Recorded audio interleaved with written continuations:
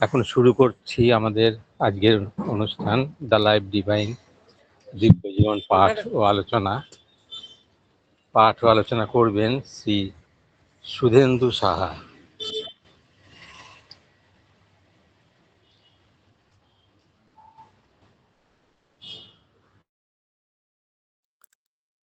ওম শ্রী অরবিন্দ মীরা।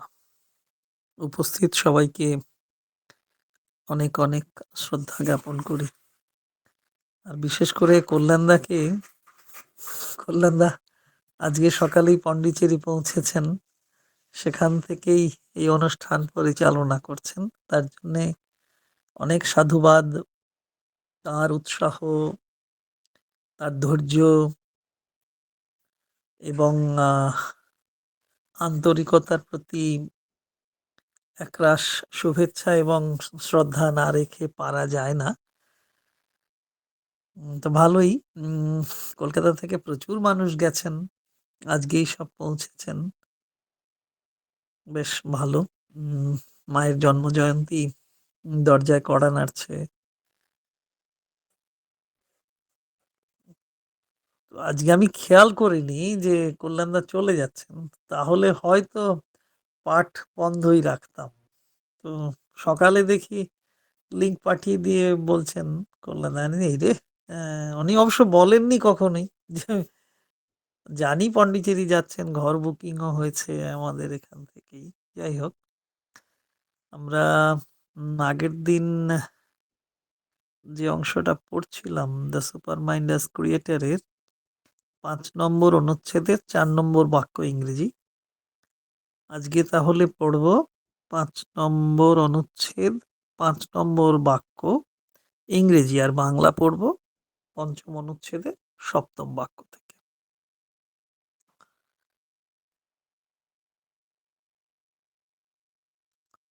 লিখছেন শ্রী অরবিন্দ এমন করে: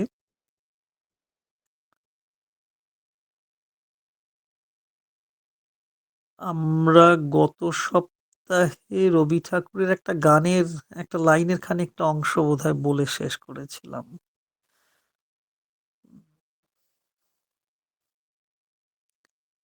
এখানে লিখছেন শ্রী অরবিন্দ এইভাবে: Their conscious force turned towards works and creation is possessed and guided by a perfect and direct knowledge of the thing to be done and its essence and its law. A knowledge which determines a wholly effective willpower that does not deviate or falter in its process or in its result, but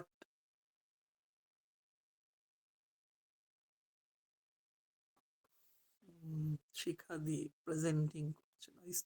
আচ্ছা, ঠিক আছে।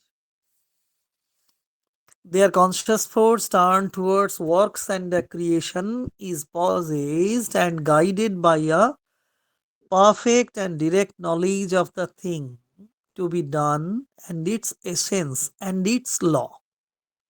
A knowledge which determines a wholly effective willpower that does not deviate or falter in its process or in its result, but expresses and fulfills spontaneously and inevitably in the act that which has been seen in the vision.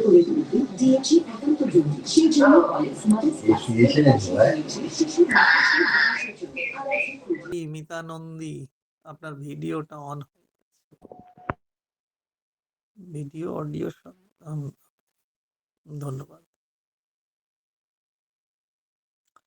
এই অংশের বাংলা অনুবাদে এমন বলা আছে, শ্রীমত অনির্বাণ বলছেন: কৃতি ও বিসৃষ্টিতে উৎসারিত তাঁদের চিৎশক্তি বিধৃত আছে পূর্ণ প্রজ্ঞার অপরোক্ষ প্রশাসনে, যা জানে কৃত্যের স্বরূপ, বীর্য এবং ধর্ম। অতএব দেবতার অবন্ধ ক্রতু সার্থক হয় সে প্রজ্ঞার শাসনে, অব্যাহত সিদ্ধির আয়োজনে কোথাও তার ছন্দভঙ্গ হয় না। দিব্য দর্শনে যে রূপ ফোটে তাকে কর্মে মূর্ত করে তোলে সে অমোঘ এবং অনায়াস রূপায়ণের সীমায়, লীলায়। কৃতি ও বিসৃষ্টিতে উৎসারিত তাঁদের চিৎশক্তি বিধৃত আছে পূর্ণ প্রজ্ঞার অপরোক্ষ প্রশাসনে, যা জানে কৃত্যের স্বরূপ, বীর্য এবং ধর্ম। অতএব দেবতার অবন্ধ ক্রতু সার্থক হয় সে প্রজ্ঞার শাসনে, অব্যাহত সিদ্ধির আয়োজনে কোথাও তার ছন্দভঙ্গ হয় না।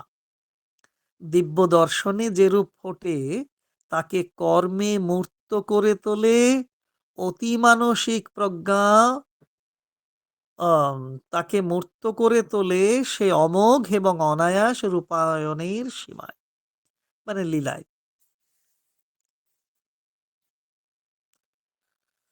তো এই যে অতিমানসিক প্রজ্ঞা এবং চেতনার কথা বলা হচ্ছে, অতিমানসিক প্রজ্ঞা ও চেতনায়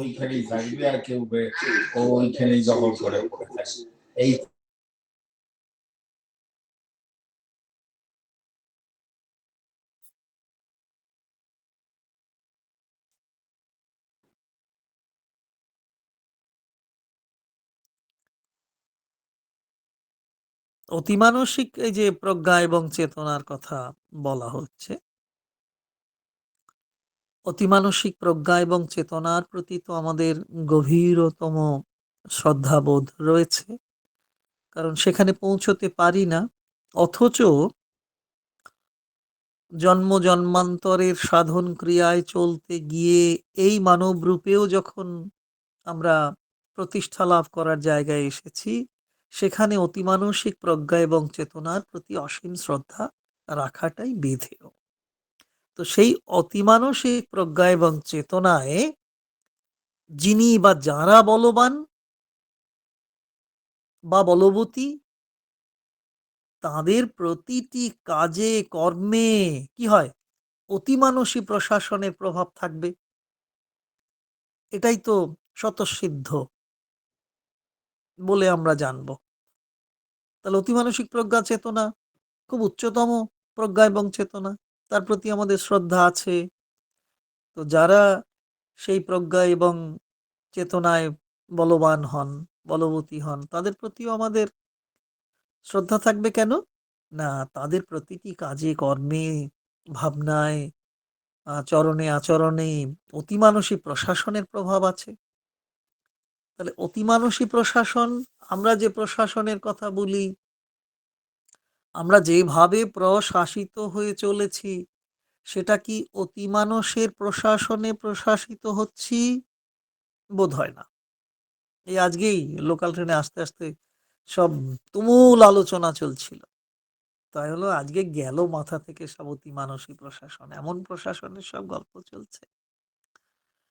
তো আমরা যে প্রশাসনে প্রশাসিত হচ্ছি, হয়ে চলেছি বা হব, বোধ হয় হতে থাকবো, যতদিন না সেই অতিমানসিক প্রশাসনে আবদ্ধ যারা, তাদের প্রজ্ঞা এবং চেতনার প্রতি যথাযথ শ্রদ্ধা জ্ঞাপন না করতে পারবো।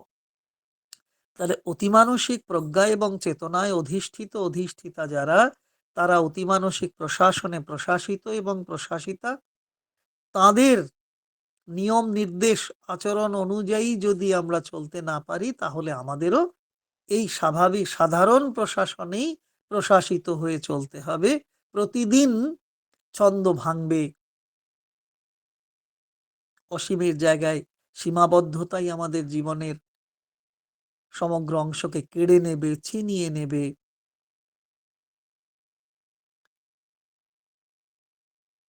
তাহলে যারা সেই অতিমানসিক প্রজ্ঞা এবং চেতনায় ভরপুর, তারা অতিমানসিক প্রশাসনের দ্বারা চলমান।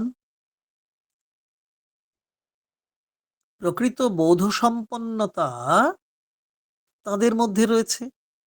আর প্রকৃত বোধসম্পন্নতা যদি থেকে থাকে তাদের, তবে তারা পূর্ণ দৃষ্টি সম্পন্ন।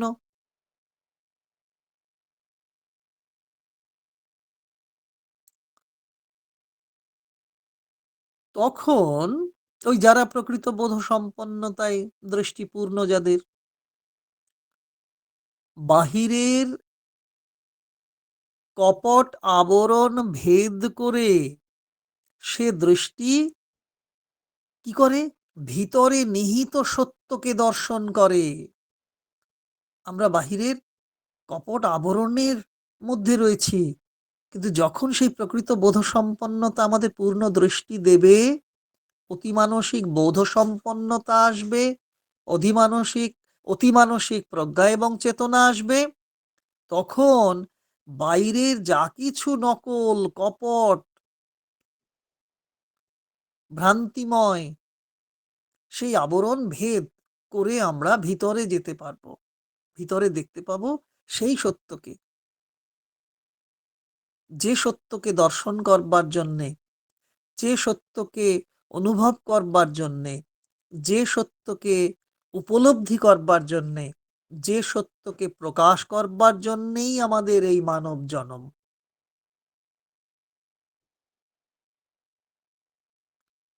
এবং সেই সত্যানুসারী বোধ যখন আমাদের তৈরি হবে, তখন আমরা সত্যানুসারী হয়েই কর্মসাধনায় রত থাকব। বাহিরের কপটতাও আমাকে আক্রান্ত করতে পারবে না।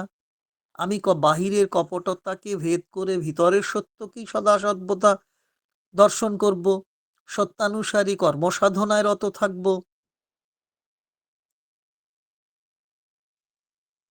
তখন কোনো কাজের ফলে যে রূপায়ণ হবে, যে সত্য অনুসারী কর্মসাধনায় রত থাকছি, তার ফলে কি হয়? কাজ করছি, তার একটা ফল আছে। সেই ফল তো কিছু রূপায়ণ ঘটাবে। যে রূপায়ণ ঘটাবে তাতে কোনো অসঙ্গতি থাকবে না, কোনো অসম্পূর্ণতা থাকবে না, কোনো ত্রুটি থাকবে না। সবই তখন পূর্ণ, পূর্ণতায় ভরপুর। প্রত্যেকটি কাজ তখন সহজাত প্রবণতায় করা হয়, কোনো কিছুই কষ্ট করে করা হচ্ছে না বা নির্দেশানুসারী করতে হচ্ছে না। নির্দিষ্ট গতিসম্পন্নতা থাকছে, অথচ জোর করে কিছু নয়, সহজাত প্রবণতা অনুযায়ী যেন তা করা হবে। কোনো বাধা, কোনো দ্বিধা সেখানে থাকে না।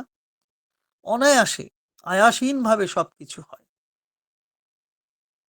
তাহলে অতিমানসী প্রজ্ঞা চেতনা সম্পন্নতা অর্জিত হলে কি কি হতে পারে, তার একটা রূপরেখা দিয়ে দিচ্ছেন শ্রী অরবিন্দ। তাহলে আমাদের সাধন ধারায়, অর্থাৎ চলার পথে, আমরা যেভাবে পথ চলছি আর যেভাবে পথ চলা উচিত বলে হওয়া উচিত, উচিত বলে হওয়া উচিত, ঠিক সেই পন্থাগুলো ধাপে ধাপে শ্রী অরবিন্দ আমাদের দেখিয়ে দিচ্ছেন।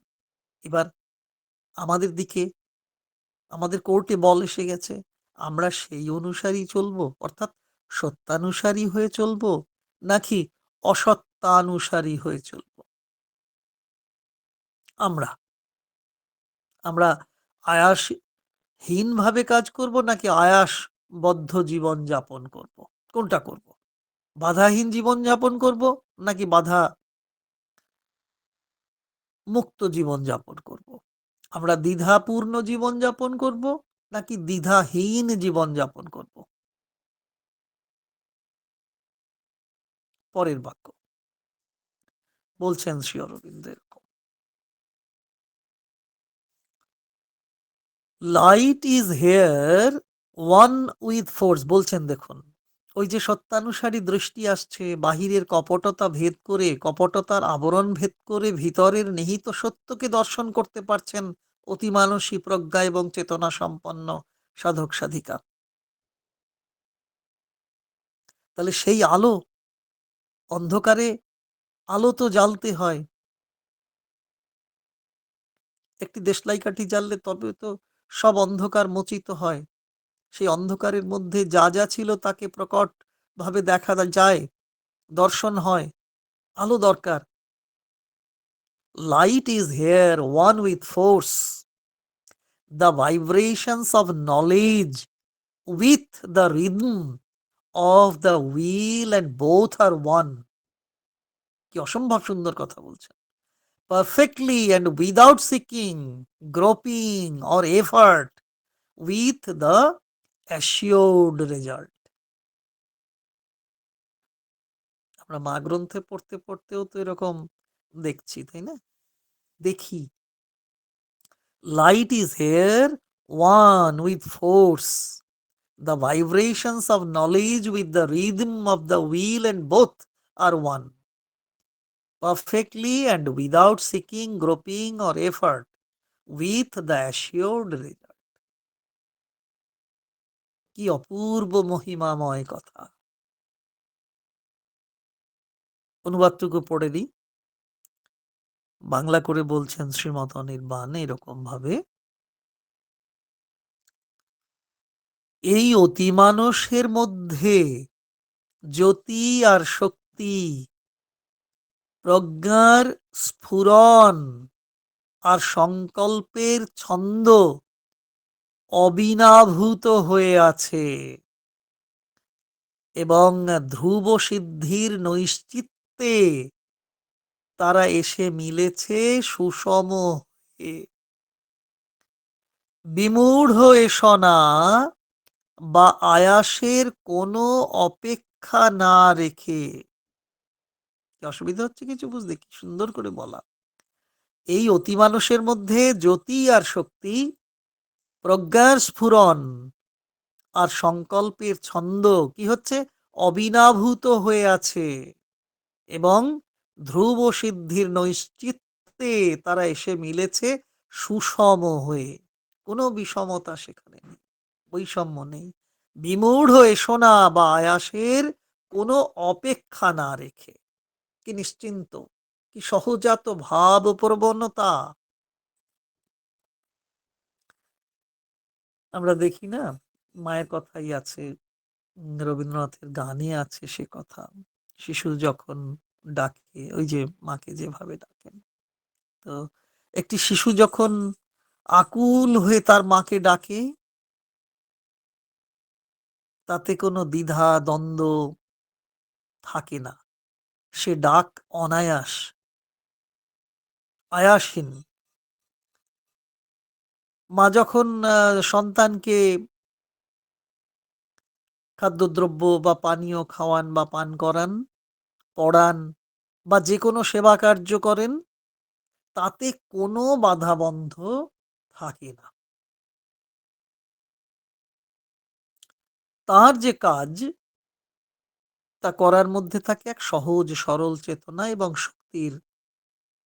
শক্তির প্রেরণা। চেতনা ও শক্তি, সরল চেতনা এবং শক্তির একটা প্রেরণা থাকে মাতৃগর্ভে। ইকোনমিক্সও কত সুন্দরভাবে সেসব কথা বলেছেন।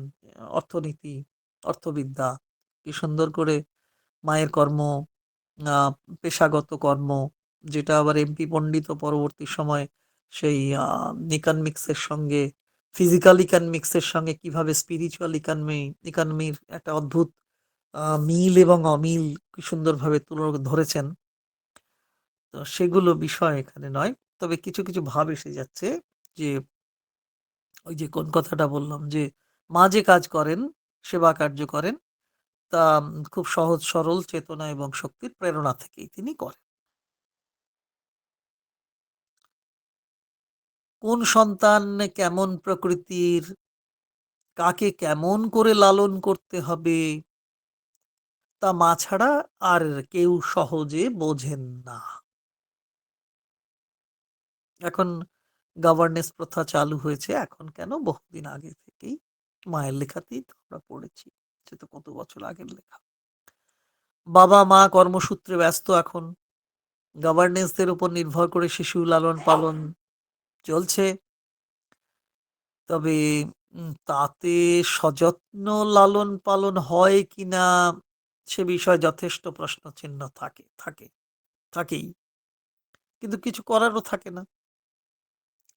মা এ বিষয়ে স্পষ্টতই সব লিখে রেখেছেন। আমাদের মা, শ্রীমা বলছেন, মা হচ্ছেন সবচেয়ে বড় অতিমানুষ ব্যক্তিত্ব। তার প্রতিটি চলনে বলনে যে সুসম্পূর্ণ সৌন্দর্য, সুষমা এবং প্রজ্ঞা জ্যোতির প্রকাশ বিচ্ছুরণ থাকে, তা অনুভব করেন সন্তান সন্ততি। মায়ের মধ্যে তার চলনে বলনে কাজকর্ম কথাবার্তা সবকিছুর মধ্যেই যে একটা সৌষম্য, যে সৌন্দর্য, একটা প্রজ্ঞাভরা জ্যোতির স্ফুরণ প্রকাশ লক্ষ্য করা যায়, সেগুলো সন্তান সন্ততিরা অনায়াসে অনুভব করে তো। প্রতিটি সন্তান তাই তো মার কাছে ছুটে যায় সবাই মায়ের কাছে। এই তো ২১শে ফেব্রুয়ারি শ্রীমায়ের ১৪৮তম জন্ম জয়ন্তী উদযাপন, তার প্রস্তুতি চলছে। কত মানুষ আকুল হয়ে ছুটে যাচ্ছেন এবং যাবেনও। ১৯-২০ তারিখ, কেউ ২১ তারিখ সকালেও পৌঁছবেন পন্ডিচেরি। কেন? না, সেই অতিমানসী জ্যোতি আর শক্তি, প্রজ্ঞার প্রজ্ঞার স্ফুরণ আর সংকল্পের ছন্দ সেখানে অত্যন্ত সুচারুভাবে, ছন্দবদ্ধভাবে রয়েছে। সেই স্পর্শ পেয়ে সন্তান সন্ততি নিজেদের জীবন ধন্য করে। মাও বাড়িয়ে রেখেছেন তাঁর হাত। তিনি আশ্রয় দেবার জন্য অপেক্ষা করে আছেন। তার আশ্রয়ে যেতে পারলে কোনো অযত্ন অবহেলা থাকে না। ফল সবচেয়ে যেটা ভালো সেটাই পাওয়া যায়। বাকিরা ভাবছি পন্ডিচেরি যেতে পারিনি বলে আমরা কি, মা কি হাত বাড়িয়ে নেই? নিশ্চয়ই আছে। আমরা আমাদের কেন্দ্র শাখা, আমাদের স্বক্ষেত্রে যদি সেই স্মরণ মনন করতে পারি, তার সেই সুষমা রাজিকে আমরাও নিশ্চয়ই অনুভব করতে পারব। পরের বাক্যে যাচ্ছি। ৫ নম্বর অনুচ্ছেদ ৭ম বাক্য, ইংরেজি। লিখছেন শ্রী অরবিন্দ, দেখুন কি বলছেন। দিব্য প্রকৃতি সম্পর্কে বলছেন এখানে। কি অদ্ভুত অদ্ভুত কথাগুলো প্রয়োগ করছেন। সত্যি যদি এই ব্যাকরণ, এই আধ্যাত্মিক ব্যাকরণে সামান্য খানিকটা পালন করে চলতে পারতাম। বলছেন Shri Aurobindo, The divine nature has a double power, a spontaneous self-formulation and self-arrangement, which wells naturally out of the essence of the thing manifested and expresses its original truth, and a self force of light inherent in the thing itself, and the source of its spontaneous and inevitable self arrangement. সৌন্দর্য, সুষমা, শৃঙ্খলা, মহালক্ষ্মী এবং মহাসরস্বতীর বর্ণনা তিনি যেন করে দিচ্ছেন। বস্তুত অতিমানসী দিব্য প্রকৃতির শক্তিতে আছে দুটি ছন্দ। তার বিসৃষ্টির মধ্যে আপনা হতে দেখা দেয় নিজেকে ফুটিয়ে তোলবার এবং গুছিয়ে নেবার একটা সহজ নৈপুণ্য, যা উৎসারিত হয় তার স্বরূপের মর্মসত্য হতে, আবার সেই বিসৃষ্টিতেই অন্তর্গূঢ় থাকে এক দিব্য জ্যোতির স্বরূপ শক্তি, যা তার মধ্যে সঞ্চারিত করে অনায়াস অথচ অকুণ্ঠিত আত্মরিতায়নের প্রেরণা।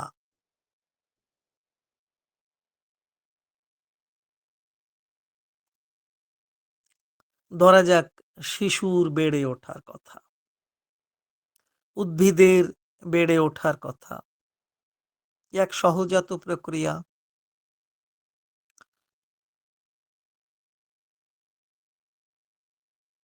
আমরা অবশ্য তাতে বাইরে থেকে অনেক বাধা আরোপ করি, আর তখনই বিপত্তির সূচনা হয়।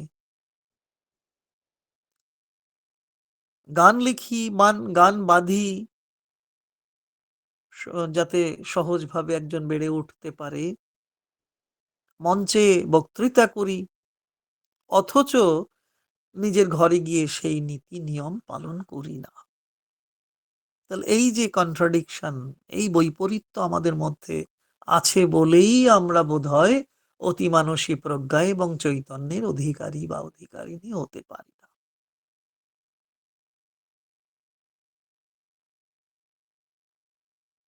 আমরা বাধা আরোপ করি, আমাদের মতো করে একটি গড়ে তুলতে চাই,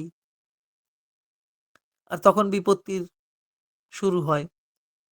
সহজাত প্রবণতার মধ্যেও আম যে সত্যতা থাকে সহজাত প্রবণতার মধ্যে, তাও বিঘ্নিত হয়, বাধা দান করি।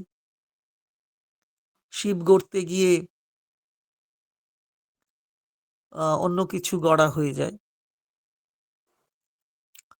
দিব্য প্রকৃতির অতিমানসতা, এরকমই বলছি, যদি বলা হয়, দিব্য প্রকৃতির যে অতিমানসতা, অতিমানসিক প্রকৃতি যে দিব্য প্রকৃতির মধ্যে থাকে, বা অতিমানসের দিব্য প্রকৃতিতে নিজে থেকে নিজেকে প্রকাশ করবার একটা যে গতি থাকে, থাকে তো একটা গতি থাকে অতিমানুষের দিব্য প্রকৃতিতে।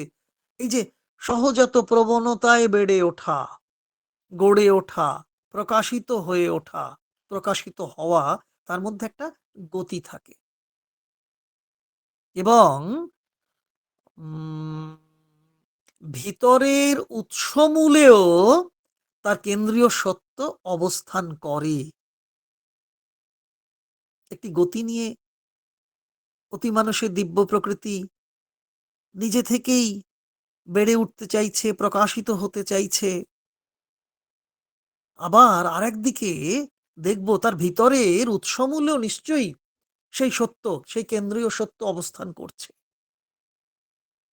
ভিতরের উৎসমূলে সেই কেন্দ্রীয় সত্য অবস্থান করছে বলেই একটা তাগিদ আসছে, যে তাগিদ প্রকাশিত হতে চাইছে। এবং এই যে তাগিদ প্রকাশিত হবার জন্যে, এই এক গতি, এক অধ্যাত্ম গতি, এবং সেটা দ্রুত গতি সম্পন্ন, সিটিয়াস, আরো দ্রুত। ভিতরের উৎসমূল থেকে যে সত্য, যে জ্যোতি, যে শক্তি, যে প্রেরণা আমাদের ভাবিত প্রভাবিত করে, তার ফলে দ্রুত গতি সম্পন্ন হয়ে আমরা সত্য, সুন্দর এবং শিবত্বে প্রকাশিত হতে চাই।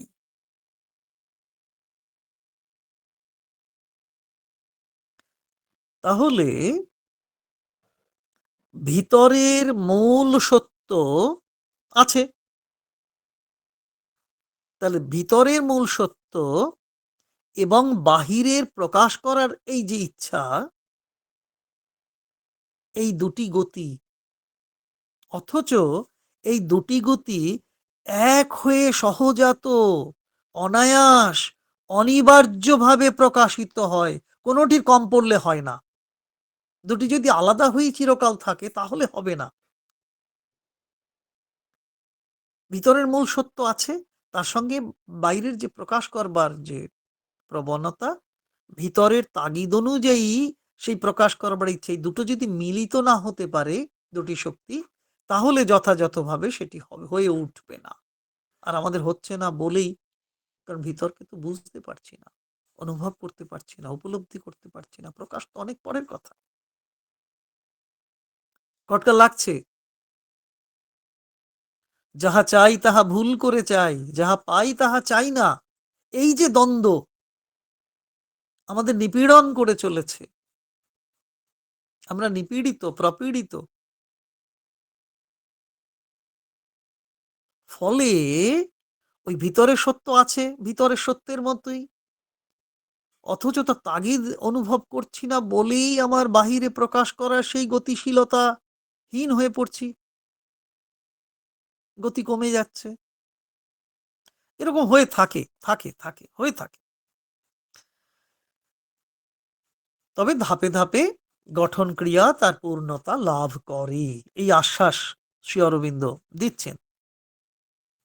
মা তো অনেক জায়গায় অসংখ্য রচনায়, বলনে, বলার সময় তিনি সে কথা প্রকাশ করেছেন।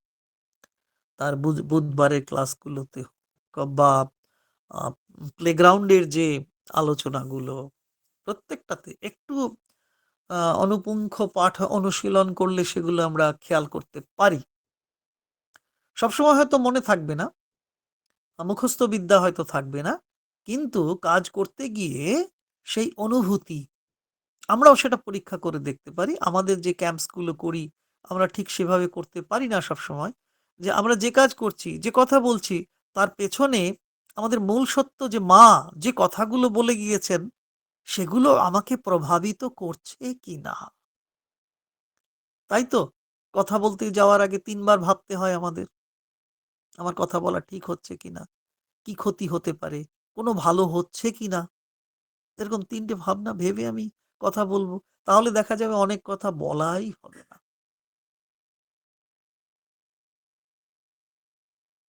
আজকে তথাকথিত আমাদের যে মানস প্রবৃত্তি, সেটা হলো ওই বনসাই প্রকৃতি। কৃত্রিমভাবে সবকিছু গড়ে তুলতে চাই আমরা। শিশুকে তার প্রকৃতি অনুযায়ী গড়ে উঠতে বা বড় হয়ে উঠতে দেই না। গাছকে তার স্পৃহা অনুযায়ী বাড়তে দেওয়া হয় না। যদিও কোনো, কোনো দেশে বনসাই একটি আর্ট। আমরা তাকে আম নকলই করছি। মায়ের লেখা যে উদ্ভিদের স্পৃহা আমরা পড়ে নিতেই পারি। তা আমরা বাড়তে দিই না ঠিকমতো। গাছকে তার স্পৃহা অনুযায়ী বাড়তে দিই না তো। ফুল ফোটানোর জন্য আমরা কৃত্রিম কৌশল প্রয়োগ করছি। উপকারিতা বা অপকারিতা নিয়ে বলছি না। তবে এগুলো করা হচ্ছে, করা হচ্ছে। সেই জন্যেই অনুরোধ থাকে আমাদেরও আমাদের শাখার কর্মীবৃন্দের কাছেও অনুরোধ থাকে। তারা সেটা পালনও করেন যে কৃত্রিমভাবে যেন কোনো কিছু না করা হয়। আমাদের যে কারণে প্রাঙ্গণে যারা এই গত রোববারও এসেছিলেন দেখবেন যে প্রাকৃতিকভাবেই সেগুলো সবজি চাষ হয়েছে।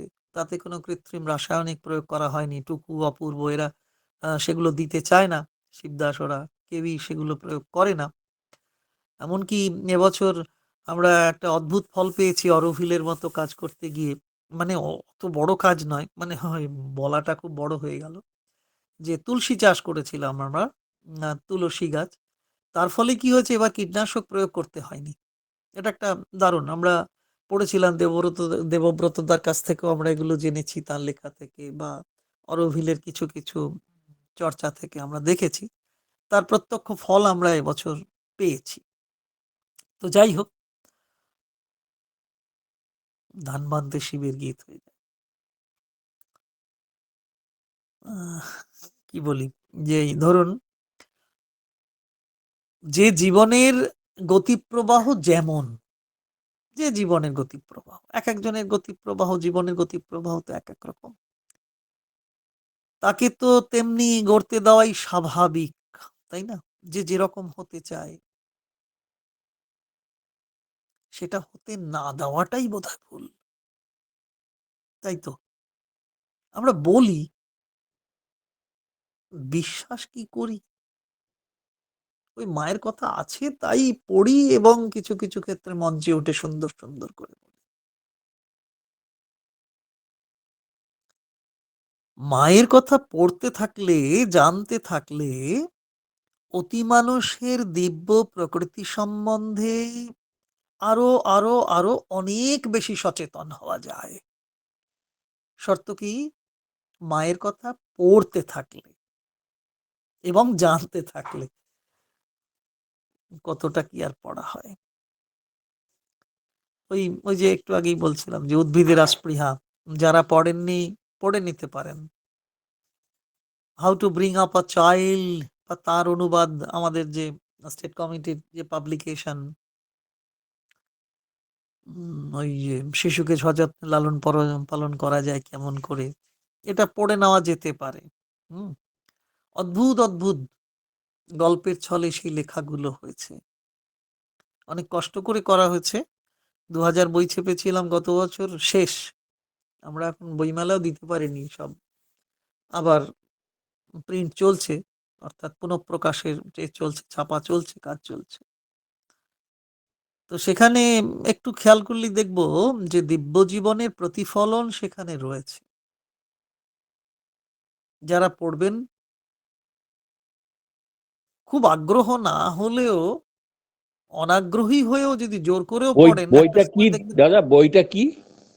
How to bring up a child, এটা ইংরেজি, বাংলা হচ্ছে শিশুকে সযত্নে লালন পালন করা যায় কেমন করে। আমাদের নিজস্ব প্রকাশনা, সোসাইটির। পেয়ে যাবেন শব্দ পাঠমন্দির, বা পন্ডিচেরিতে যারা আছেন তারাও পেয়ে যাবেন, শব্দতেও পেয়ে যাবেন, ডিজিটালতেও প্রচুর বই পেয়ে যাবেন। বন্ধ করে দেবো, জমে গেছে যা কিছু।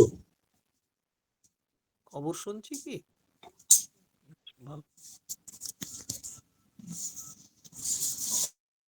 এইভাবেই এই বাক্যটি শেষ হয়েছে এবার, এবং সেই সঙ্গে সঙ্গে অনুচ্ছেদটিও তো শেষ হয়ে গেল। এবার 6 নম্বর অনুচ্ছেদ, প্যারাগ্রাফ নাম্বার 6, সেন্টেন্স 1।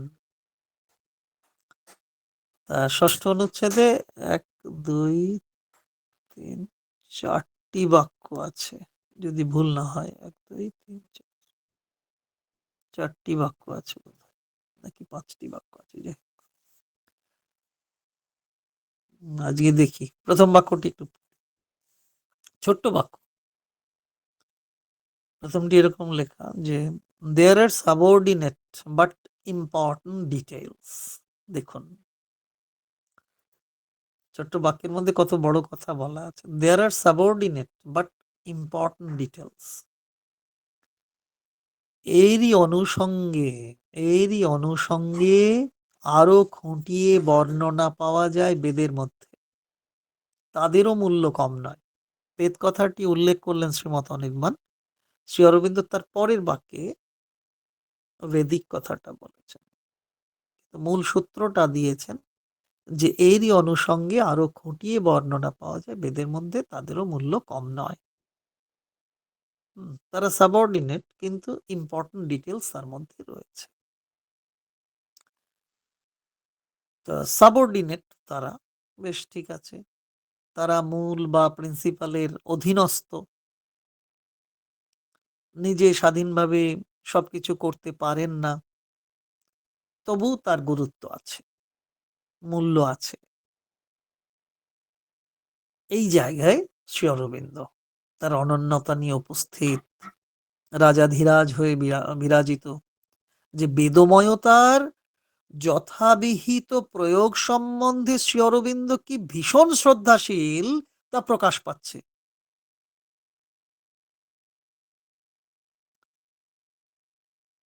কিভাবে প্রকাশ পাচ্ছে দেখা যাক, একটু পড়ি। The Vedic সিয়ার্স seem to speak of two primary faculties of the truth conscious soul. They are sight and hearing, by which is intended direct operations of an inherent knowledge describable as truth vision and truth audition, and reflected from far off in our human mentality by the faculties of revelation and inspiration. বৈদিক কথাবার্তাগুলো কি সুন্দরভাবে বর্ণনা করে দিলেন। সারা পৃথিবীর মানুষ আজকে বেদকে বুঝতে পেরে যাচ্ছে শ্রী অরবিন্দের লেখা পড়ে। অনুবাদটুকু পড়েনি, সময় কতটুকু কি হবে। শ্রীমত অনির্বাণ যে কথাটা লিখছেন কি সুন্দরভাবে, ট্রুথ ভিশন, ট্রুথ অডিশন, কি সুন্দর সুন্দর বাংলা প্রয়োগ করে শব্দ, তৎসম শব্দই এসেছে। দেখুন, ঋত চিন্ময় চেতনার, ঋত চিন্ময় চেতনা, যে ট্রুথ কনসিয়াসনেস, ঋত চিন্ময় চেতনার দুটি মুখ্য বৃত্তির বর্ণনা করেছেন ঋষিরা। তার একটি চক্ষু আর একটি শ্রব, অর্থাৎ সাইট, যা দেখে, চক্ষু, চক্ষুর মাধ্যমে দেখি, হিয়ারিং, শ্রবহ, যা দিয়ে আমরা শুনি, শ্রবণ করি। অতিমানসী চেতনায় নিরূঢ় প্রজ্ঞা শক্তির অপরোক্ষ বৃত্তি তারা। অতিমানস চেতনায়, চেতনায় যা রয়েছে সেই প্রজ্ঞা শক্তির প্রত্যক্ষ বৃত্তি তারা, অপরোক্ষ, প্রত্যক্ষ বৃত্তি তারা, যাদের নাম দেওয়া যায় কি, একটা হচ্ছে ট্রুথ ভিশন, দিব্য দর্শন, আর একটা ট্রুথ অডিশন, দিব্য শ্রুতি। কি অসাধারণ অনুবাদ, তাই না? মানুষের মনে প্রাতিভ চেতনায় আর অনুপ্রেরণায় পড়ে তাদের সুদূর বিস্মৃত ছায়া। ঋতচিন্ময় চেতনার দুটি মুখ্য বৃত্তির বর্ণনা করেছেন ঋষিরা, তার একটি চক্ষু আর একটি শ্রব। অতিমানসী চেতনায় নিরূঢ় প্রজ্ঞা শক্তির অপরোক্ষ বৃত্তি তারা, যাদের নাম দেওয়া যায় দিব্য দর্শন ও দিব্য শ্রুতি।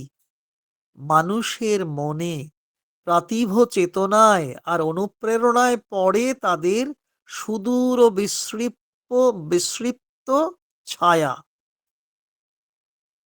ট্রুথ কনসিয়াসনেস, সত্য চেতনা আমরা বলি। শ্রীমত অনির্বাণ অনিন্দ সুন্দরভাবে একটি শব্দবন্ধ এখানে প্রয়োগ করেছেন, ঋত চিন্ময়।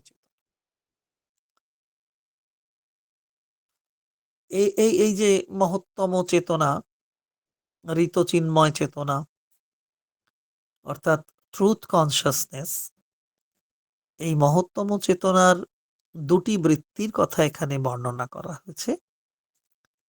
একটা সাইট বা চক্ষু, আর হেয়ারিং বা শ্রব। এইভাবে সাইট বলতেই যা দৃশ্যমান, দৃশ্য দেখতে পাই, হিয়ারিং যা শুনতে পাই, যার মাধ্যমে দেখিতে সে চক্ষু, আর যার মাধ্যমে শুনি শ্রবহ। চক্ষু মানেই যা দিয়ে দেখতে পাই, এরকম তো, চক্ষু চোখ যেভাবে আমরা বলি, এবং শ্রব হচ্ছে শ্রবণ করা, শোনা হয় যার মাধ্যমে, সহজ কথায় কান বলে থাকি। তো যাই হোক, এই চোখ এবং কান আমাদের ইন্দ্রিয়পর জীবনের দুটি মূল বৃত্তি। দৃশ্যশ্রাব্য হয়ে ওঠে সত্য বা ঋত চেতনা। তাহলে এক, দর্শন করছি, দুই, শ্রবণ করছি।